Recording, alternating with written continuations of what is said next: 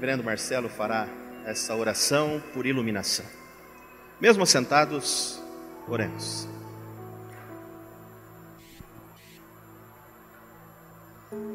Senhor, nosso Deus e nosso Pai, na letra da canção que entoamos há pouco, nós fizemos, ó Deus, essa oração ao Senhor.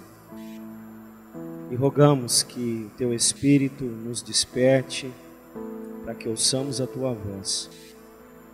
Por isso nós reafirmamos isso nesta oração que fazemos juntos aqui nesse lugar. Fala comigo, fala com cada um aqui, fala conosco, fala com a Tua igreja. Toma nas Tuas mãos, unge os lábios do Teu servo, reverendo Tiago, a ministrar a Tua palavra nesta hora.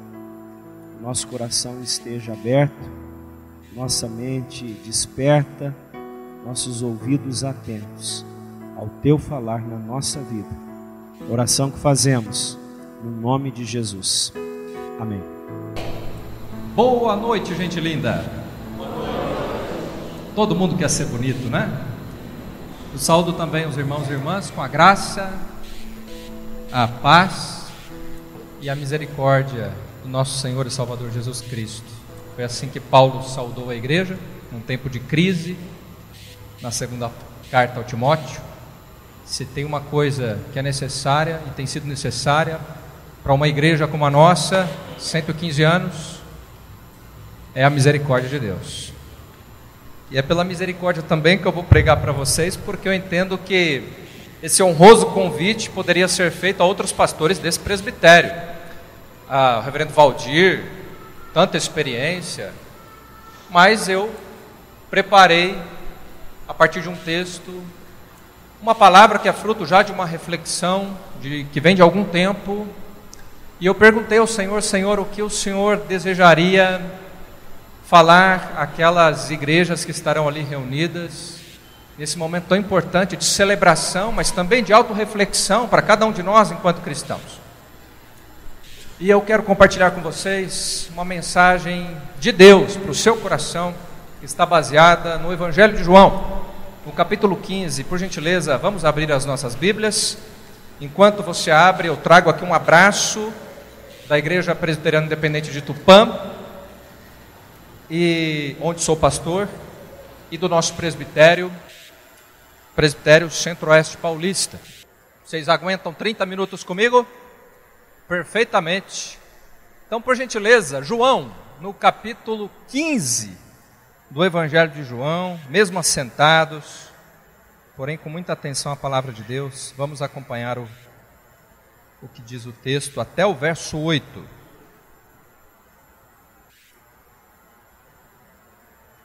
Eu sou a videira verdadeira, e meu pai é o agricultor.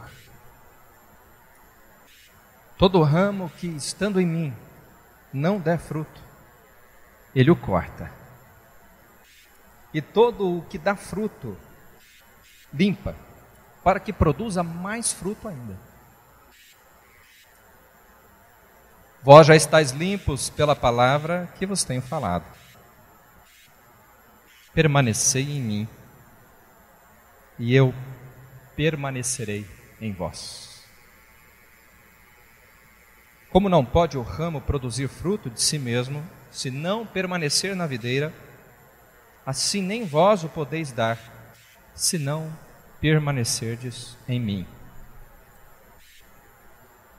Eu sou a videira, vós os ramos.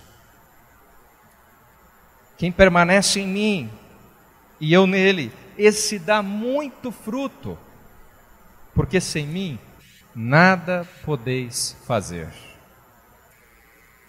Se alguém não permanecer em mim, será lançado fora à semelhança do ramo e secará. E o apanham, lançam no fogo e o queimam. Se permanecerdes em mim e as minhas palavras permanecerem em vós, pedireis o que quiserdes e vos será feito. Vamos ler juntos o verso 8. Nisto é glorificado meu Pai, em que deis muito fruto, e assim os tornareis meus discípulos. Amém. Louvado seja Deus por sua palavra, bendita palavra.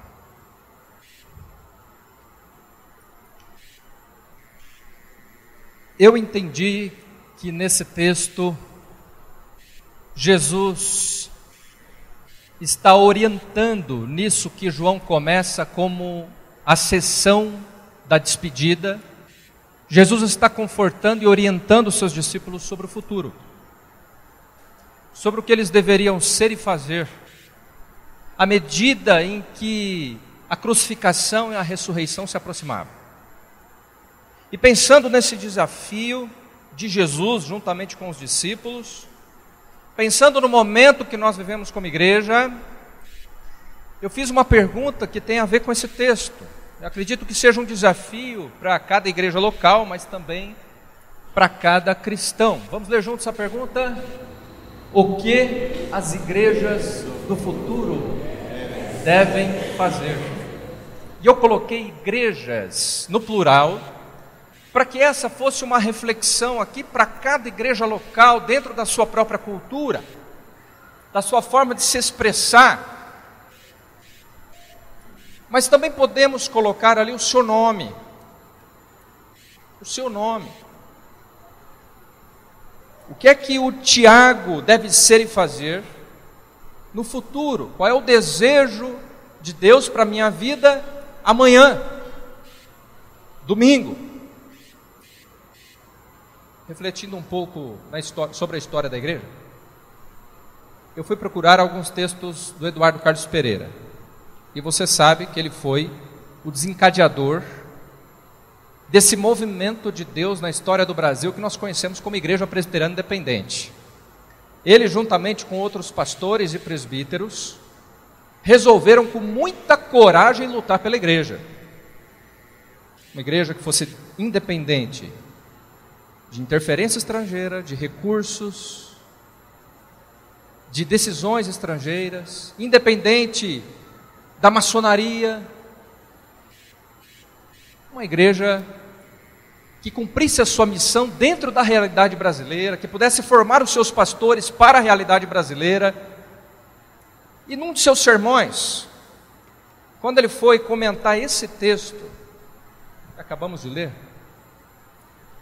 ele vai dizer que o fruto mais saboroso do cristianismo é o amor.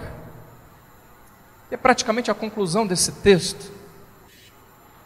Note você que nós somos uma igreja relativamente nova, perto da história cristã. E nós crescemos muito nas primeiras décadas. Pregamos o Evangelho nessa nação, expandimos no interior paulista, em outros estados. Mas aconteceu alguma coisa na nossa história. Faz algumas décadas que nós estamos em torno de 500 e poucas igrejas. A igreja que foi conhecida como Igrejinha dos Milagres está passando por um momento de autorreflexão. E esse texto nos ensina muitas lições sobre o que queremos diante de nós como igreja, ou melhor, o que Deus deseja para a nossa vida como Igreja Presbiteriana Independente do Brasil, mas para a nossa vida como igreja local, para a nossa história como indivíduos participantes das estruturas do reino de Deus. Você está aqui porque Deus pensou em você antes da fundação do mundo. A sua presença na sua igreja local como cristão não é fruto do acaso. Deus sonhou, planejou isso, melhor dizendo, antes da fundação do mundo, e Ele sabia o seu nome, o seu tipo de personalidade, as suas qualidades, potencialidades e os seus defeitos mais escusos, mais escondidos. E mesmo assim, Deus resolveu amar você. Ele decidiu me amar. Ele decidiu e me escolheu para viver para a sua glória. E esse texto vai me ensinar que a única forma de fazer isso, de viver para a glória de Deus, é permanecendo em Jesus para dar o fruto que Ele quer produzir através de nós. Você concordaria comigo que o mundo está em mudança? Nós, por exemplo, vivemos um período político na nossa nação enigmático. A nossa jovem democracia ainda está amadurecendo. As pessoas discutem e às vezes brigam nas redes sociais em torno de assuntos periféricos, às vezes nem tão importantes. Mas é um fato que a nação brasileira está passando por mudanças, como o mundo todo. Alguns especialistas dizem que o mundo mudou mais nos últimos 40 anos do que nos últimos 400 anos. E as pessoas que têm mais experiência, como a dona Daicy, por exemplo, sabem que nos últimos 10 anos as mudanças têm sido ainda mais rápidas e assustadoras, e também nos desafiam. A igreja que vive nessa sociedade, ela não está isenta das interferências dessas mudanças sociais. O evangelho não mudou, a natureza da igreja não muda, nosso Deus não mudou, mas as formas de atuação nesse campo missionário multicultural que é o nosso país precisam acompanhar as mudanças do tempo. E debaixo desse exemplo que os nossos pais do passado, como o reverendo Eduardo Carlos Pereira, ofereceram a nós, de olhos no futuro, nós precisamos lutar pela nossa igreja, pela nossa família, pela nossa vida cristã, como quem dirige um carro. Eu vinha de Tupã para cá, minha esposa dirigindo, e fazia a seguinte reflexão: ela precisa estar o tempo todo olhando para frente, mas é importante também olhar para o retrovisor de vez em quando. Uma igreja que conhece a sua história, que não despreza a sua tradição, que aprende com o passado, mas se prepara hoje para o que vem adiante. Porém, o foco do motorista está para aquilo que está à frente. A gente não vive de passado. O passado é para passar mesmo e deixar pedagogicamente as suas lições. E essa igreja do futuro, essa igreja que está aqui presente, representada através de cada um de nós, foi sonhada por Jesus, planejada por Jesus nesse texto, de modo que o que Ele está fazendo no coração dos discípulos é confortá-los. Eu tenho certeza absoluta de que você sairá daqui nesta noite convicto de que Jesus, Ele não apenas deseja te desafiar e usar você, mas também de confortar você enquanto você exerce a missão de Deus na história. Você não está sozinho. Lá em Tupã, por exemplo, eu tenho uma irmã muito querida, de 78 anos, irmã Leonice. Ela tem um filho que é pastor, aquela pessoa que é fiel, leal à igreja. Dona Leonice já viu vários pastores passarem pela igreja, já tem experiência. E se você perguntar para ela: Dona Leonice, depois de tantas dificuldades, lutando pela igreja, contribuindo com a igreja, orando pela igreja, servindo a igreja, a senhora sairia da IPI? Ela disse: jamais, jamais, essa é a minha igreja. Uma das mudanças que nós estamos vivendo é a questão da flutuabilidade da membresia, da pulverização dos valores, da história da nossa igreja, que não pode ser perdida. Eu sou um jovem pastor, eu tenho 36 anos apenas. Eu fui para o seminário com 18 anos e sou fruto da missão da igreja. Me converti aos 14 anos de idade. E olhando para trás, nesse pouco tempo de história de vida, eu tenho percebido o quanto é importante nós darmos resposta às mudanças que estão acontecendo nos últimos dias. O mundo é outro. Nos últimos anos você acompanhou a Primavera Árabe. Mudanças políticas marcantes. Recentemente, o ditador da Coreia do Norte apertou a mão de um presidente norte-americano depois de 60 anos de estado de guerra.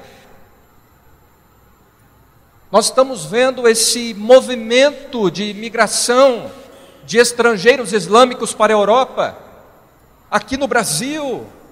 Enfim, o mundo passa por mudanças e a igreja não pode ficar estática, olhando para trás apenas no retrovisor. Nós precisamos, amados irmãos e irmãs, ter uma visão divina, enxergar como Deus deseja que enxerguemos.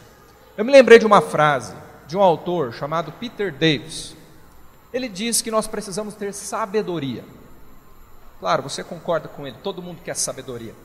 E ele define sabedoria como uma capacidade sobrenatural de enxergar a história a partir da perspectiva do Espírito Santo. Eu vou repetir.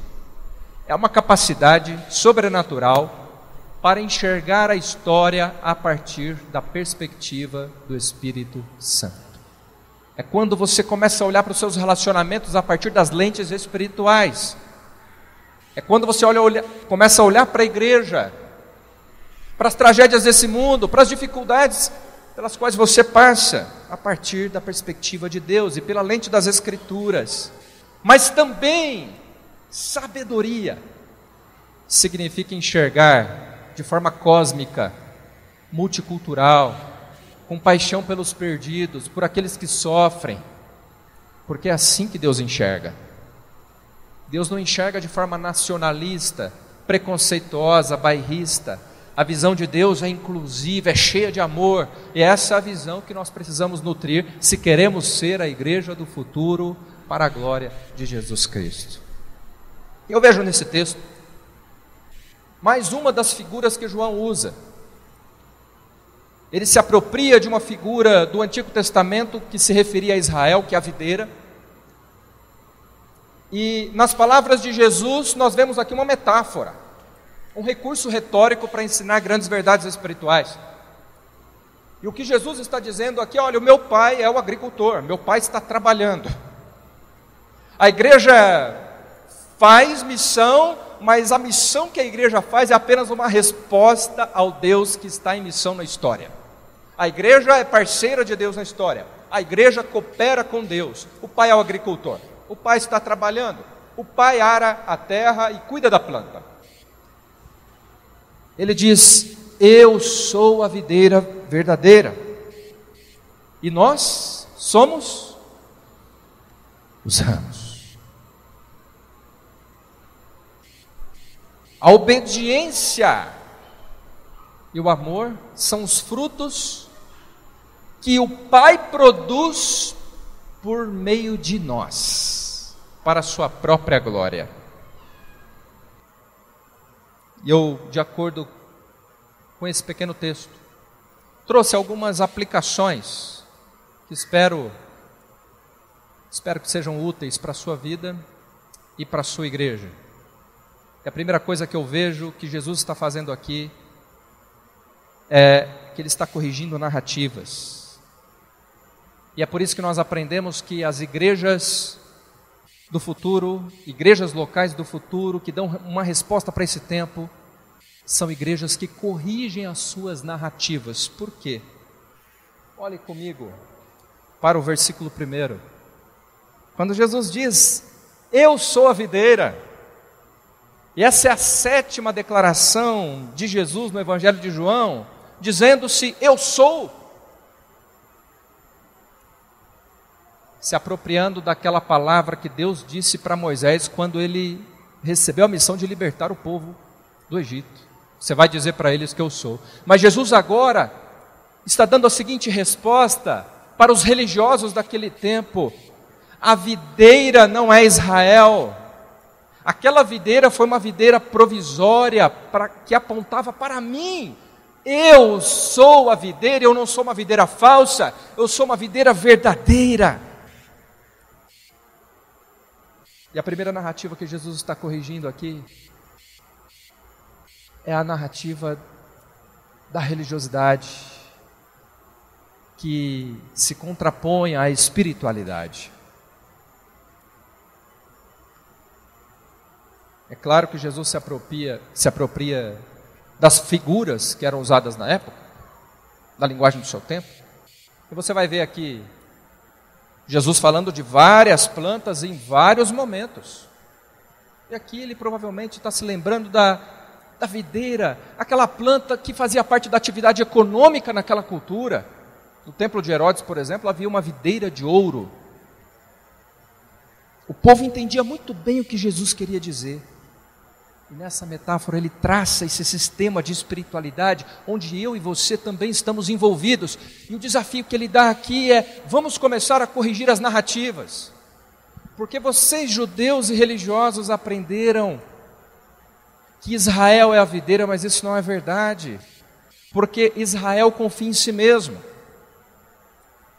A lição de Jesus tem a ver com o pano de fundo histórico daquele tempo. O templo judeu abrigava majoritariamente 2.000 funcionários, e isso podia envolver até 20.000 pessoas indiretas naquele tempo. Uma coisa gigante, não é? Os 10 mandamentos que foram dados a Moisés e ao povo de Israel foram transformados pelos mestres da lei, fariseus, saduceus, as pessoas envolvidas nas estruturas religiosas, em 633 mandamentos, algo praticamente impossível de ser cumprido. E a primeira narrativa que Jesus está corrigindo é essa: você não pode ser salvo pelas suas obras. A igreja do futuro entende que toda ação missionária é uma iniciativa divina, uma iniciativa de Deus. E o que é que o Pai faz? O Pai corta os ramos. Versículo 2. O Pai está trabalhando. Deus não está apático, indiferente com a história da igreja. Ele se importa. Essa reunião aqui hoje, você saiu da sua casa, tomou um banho, se preparou, e Deus valoriza cada detalhe desse preparo. O fato de você estar aqui, reunido com seus irmãos, respeitando uma ordenança direta, que é o culto. Diz o texto que o Pai corta. Ele faz duas coisas no ramo. Ele corta e ele poda. E ele não corta porque o crente perde a salvação. Essa é a segunda narrativa que nós precisamos corrigir, aprender. Tem gente que pensa isso. O Pai corta aqueles ramos que não estão devidamente conectados na videira, porque eles não dão fruto, porque se estivessem conectados eles dariam fruto, para que esses ramos secos não atrapalhem aqueles que de fato estão na videira. Mas essa não é uma tarefa da igreja, quem faz isso é o Pai. O papel da igreja é permanecer na videira, permanecer em Jesus, porque o Pai também poda. Uma outra narrativa que Jesus está corrigindo é a de que crente não sofre. Tem muita gente que pensa isso, mas o cristão sofre. Se eu perguntasse a cada um de vocês aqui, quantas lutas você já enfrentou na sua história? Quantas experiências trágicas, amargas, e que deixaram a sua lição, seu aprendizado, e você hoje se tornou uma pessoa melhor. Mas é um fato que o sofrimento faz parte da história humana. E o Pai está nos podando, nos aperfeiçoando, para que possamos dar fruto para a sua glória. Albert Hubbard dizia que Deus não examinará, procurando em você, certificados, medalhas ou diplomas, mas sim cicatrizes. Pode parecer estranho, mas o sofrimento tem o seu papel na história do cristão. Deus não está indiferente, apático, se divertindo sadicamente com o seu sofrimento. Deus se importa com você, Deus ama você, e todas as coisas cooperam para o bem daqueles que amam a Deus. A igreja sabe que o sofrimento do tempo presente não pode ser comparado com a glória que há de ser revelada em nós. Nós ressuscitaremos como Jesus ressuscitou. Somos a igreja de Jesus, somos um povo mais que vencedor, Deus seja louvado por isso, nele devemos confiar e por isso aceitar a poda que de vez em quando ele opera em nós. Daniel Goleman dizia que o sofrimento tempera a alma. A nossa alma se alarga, se expande e passa a compreender coisas mais profundas, porque se de fato estamos conectados na videira, nós receberemos essa seiva vital do Espírito que flui da videira e vai para os ramos que somos nós. E é por isso que nos tornamos pessoas melhores hoje do que fomos ontem. E é por isso que temos o potencial de sermos melhores amanhã do que somos hoje. O crente sofre sim, mas ele não sofre em vão. E é claro que nós não temos explicação para todo o sofrimento. Porém o Pai, o agricultor está trabalhando para cumprir o seu propósito soberano em você, a despeito das circunstâncias boas ou desagradáveis. Vale a pena confiar em Jesus? O que Jesus está fazendo aqui é corrigindo narrativas. E Jesus vai dizer no versículo 3, vocês já estão limpos pela palavra que vos tenho falado. Os judeus tinham vários rituais de purificação. Eles também entendiam que a Torá os limpava. A Torá era o livro do judeu que era ensinado desde criança para as crianças judias. Mas Jesus fala algo diferente aqui. Às vezes pode passar desapercebido. Ele diz, vocês já estão limpos pela palavra que eu tenho falado, porque agora, o próprio João disse, lá no primeiro capítulo, que quem é a palavra? Jesus é a palavra.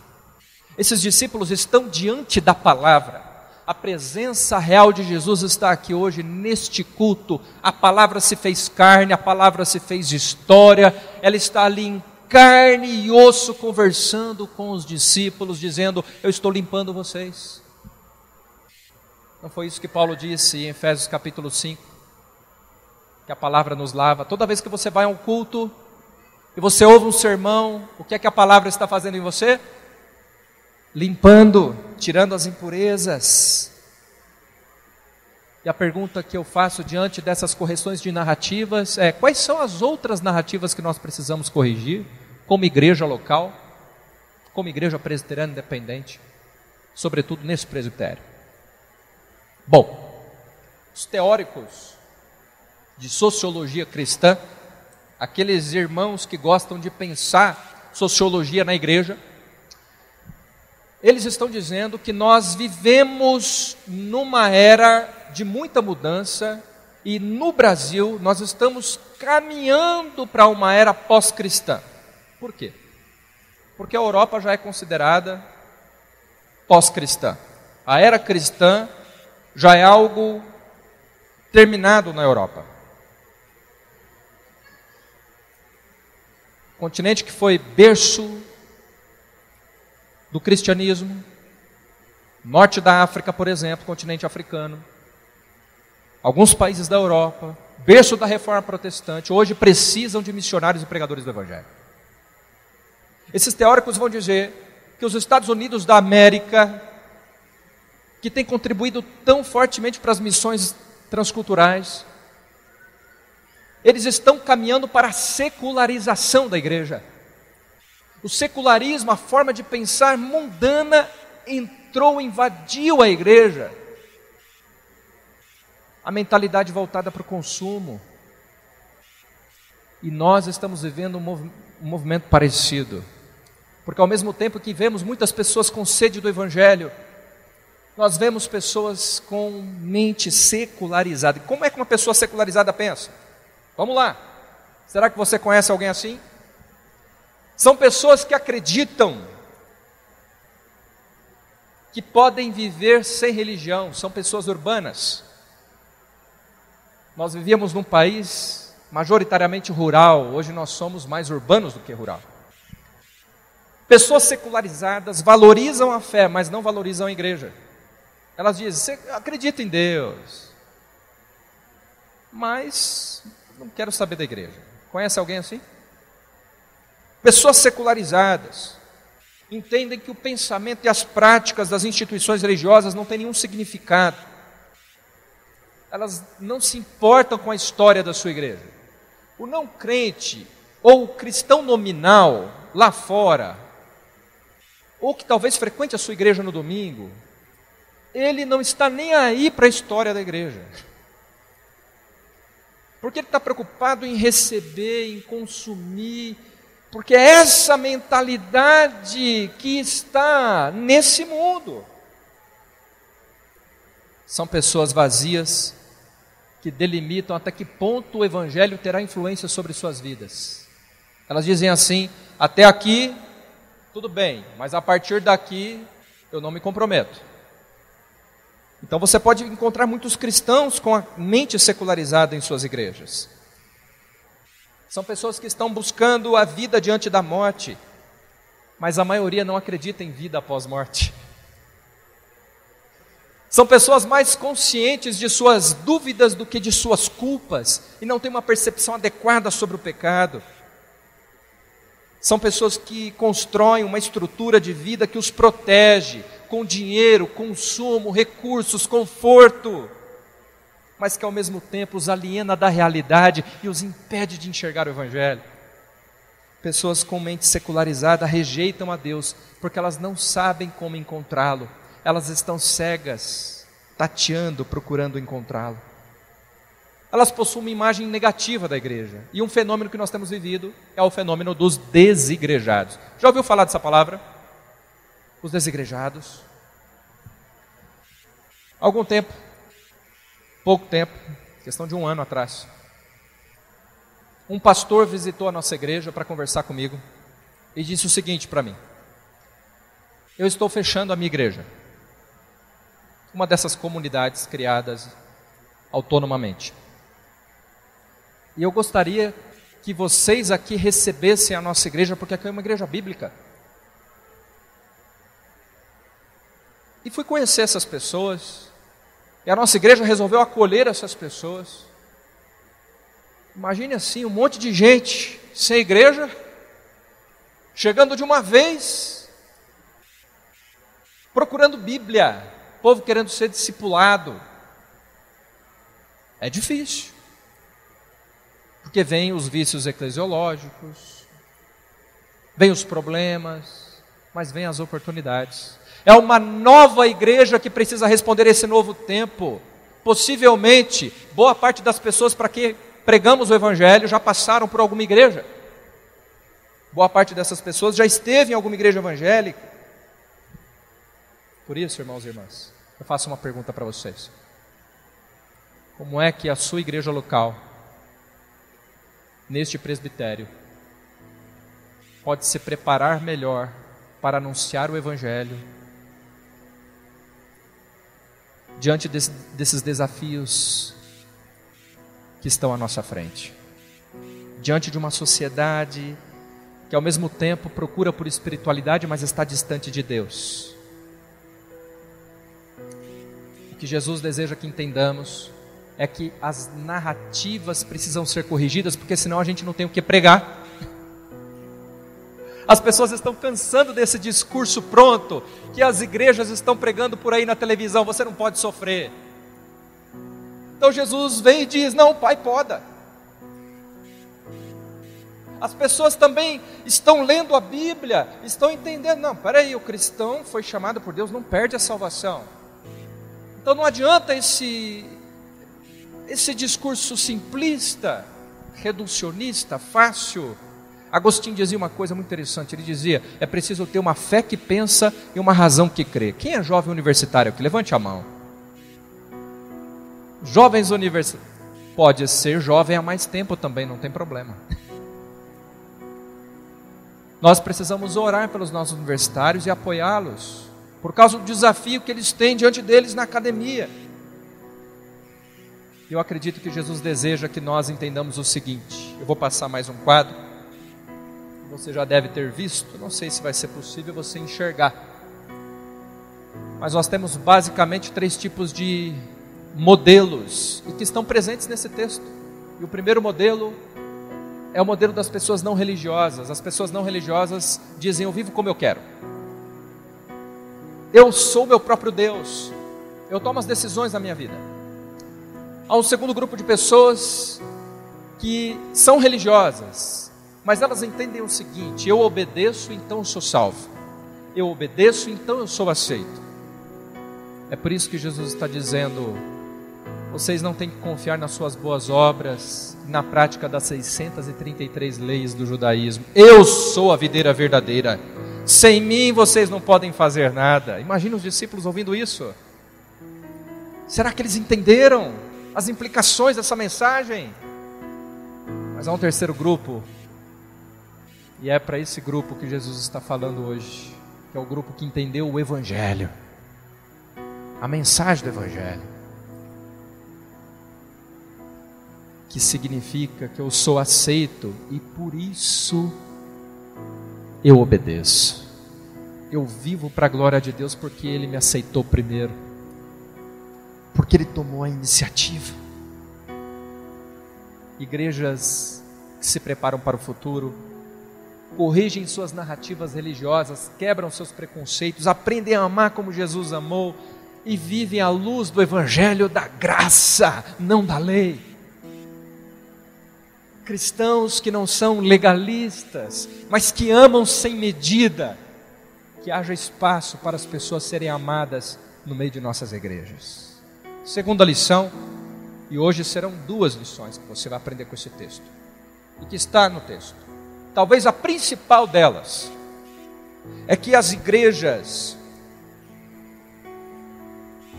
que se preparam para o futuro, as igrejas ou cristãos do futuro, devem permanecer em Jesus. Como é que é? Devem permanecer em Jesus.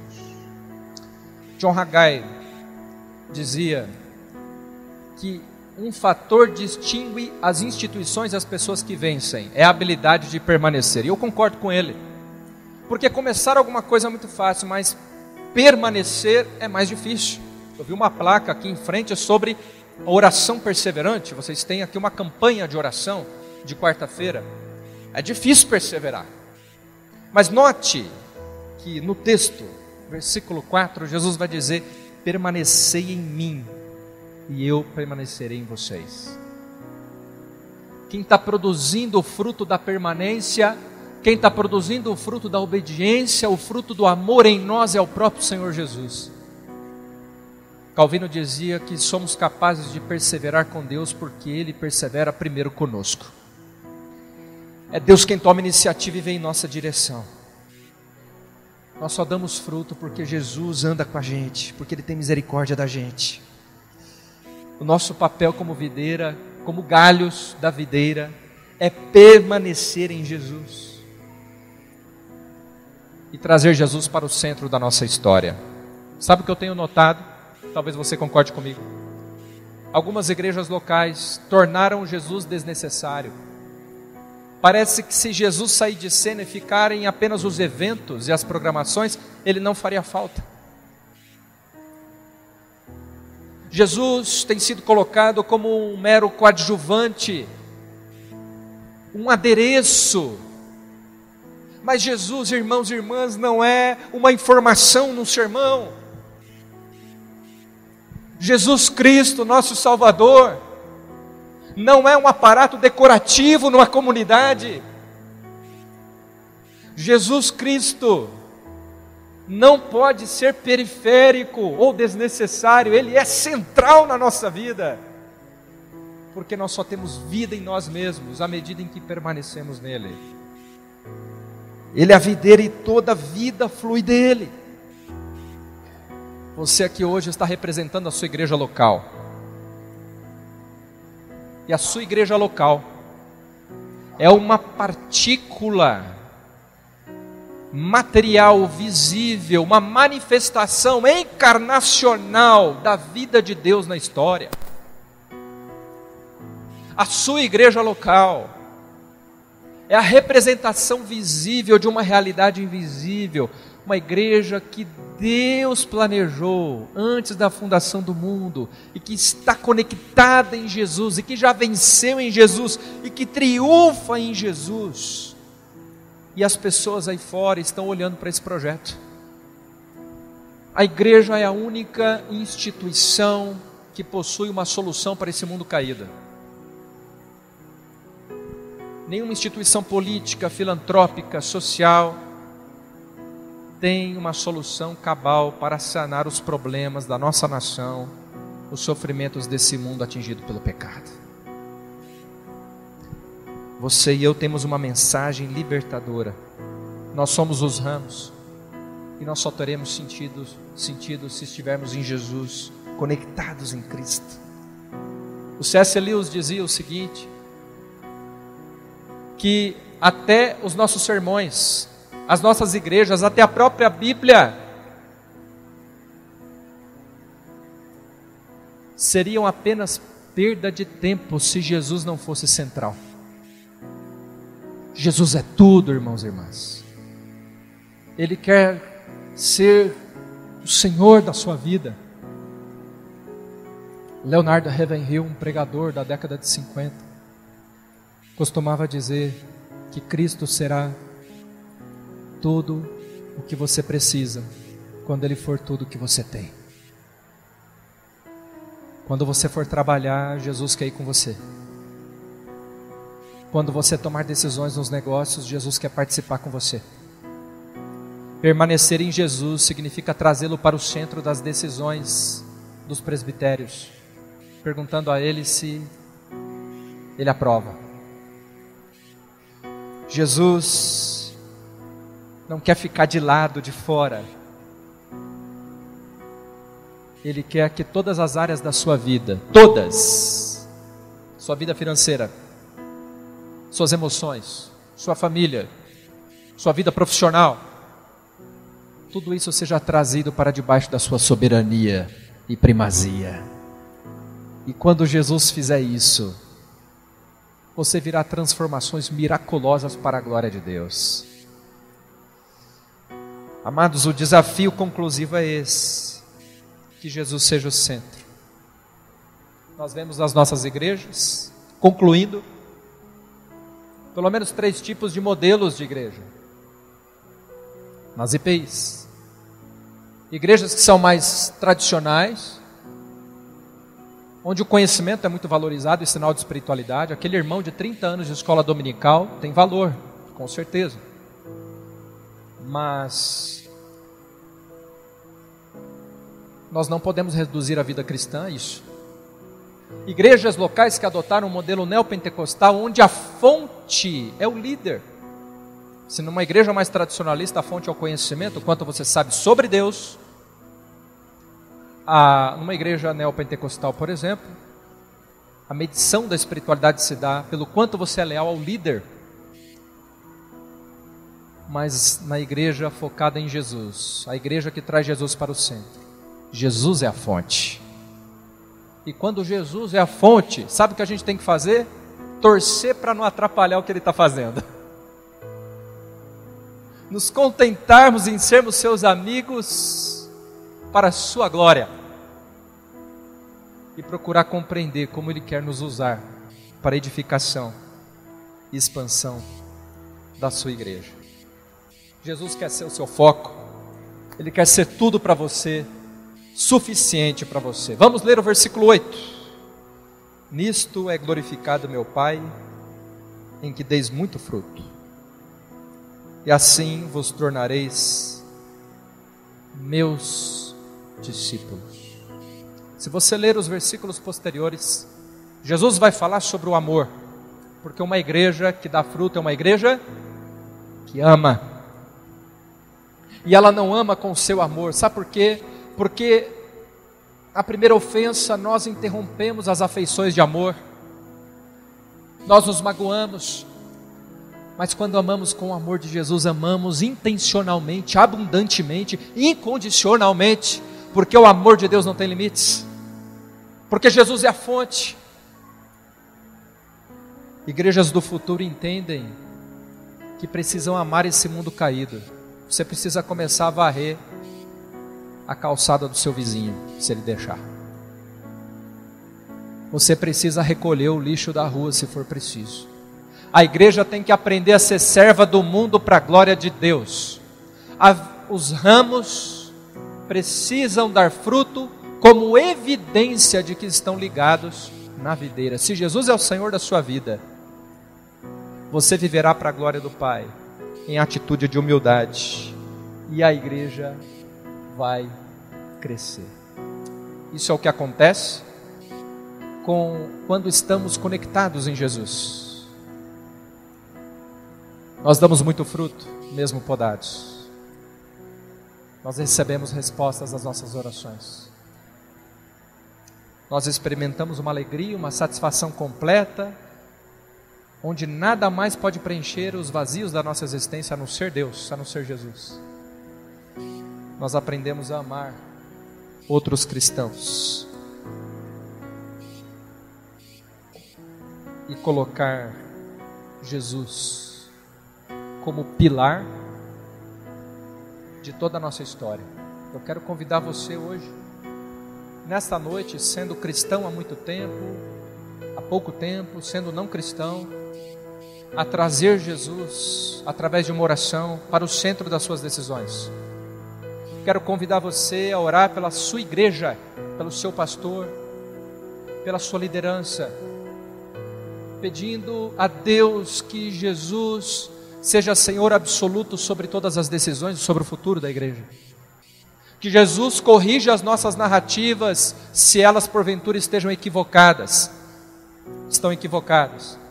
Que Jesus, Ele mesmo, seja o centro e possamos permanecer nele, a fim de dar fruto, amando mais e melhor para a glória do Pai. Se eu puder, tiver essa oportunidade, se você não se ofender com isso, se você não puder, tudo bem, vamos nos ajoelhar por alguns instantes, porque nós estamos diante de Jesus, e nós reconheceremos a sua soberania e grandeza. Consagre a sua família a Jesus, consagre a sua vida pessoal a Jesus, reconheça-se como ramo da videira, conectado nele, e convide a Jesus para se assenhorar de toda a sua história, da sua igreja local.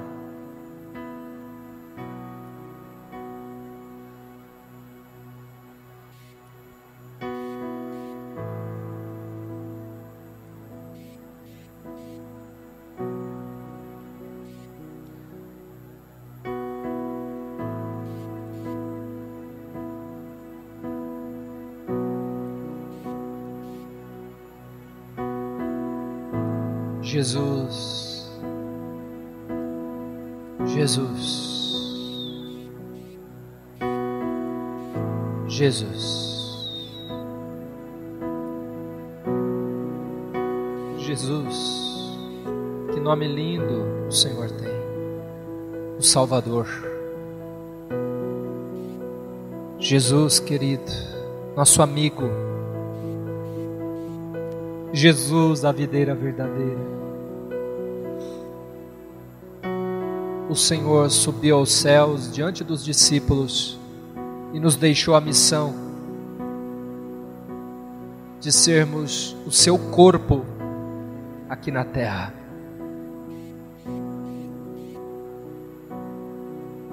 E nós erramos tantas vezes com o Senhor.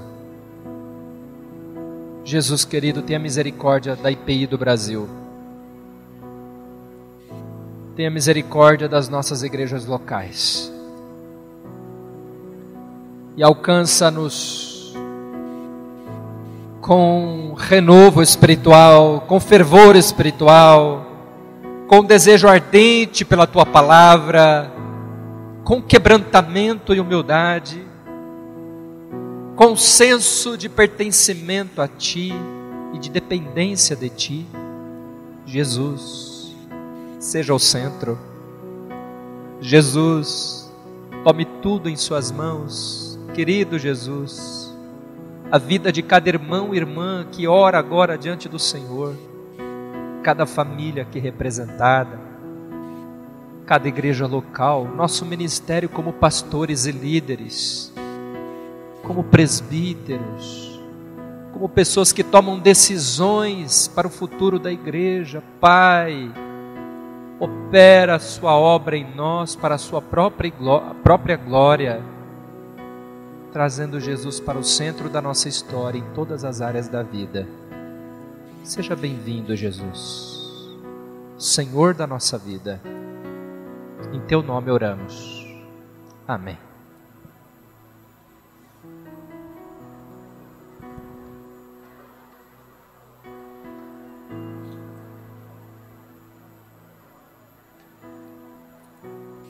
Quero agradecer o convite mais uma vez, deixar um abraço aqui a todos os irmãos e irmãs das igrejas locais, pastores que estão aqui presentes representando essas igrejas, presbíteros. Que Deus continue abençoando ricamente a sua igreja local, que ela seja relevante, conforme o que Jesus nos ensinou hoje. Obrigado, Deus abençoe.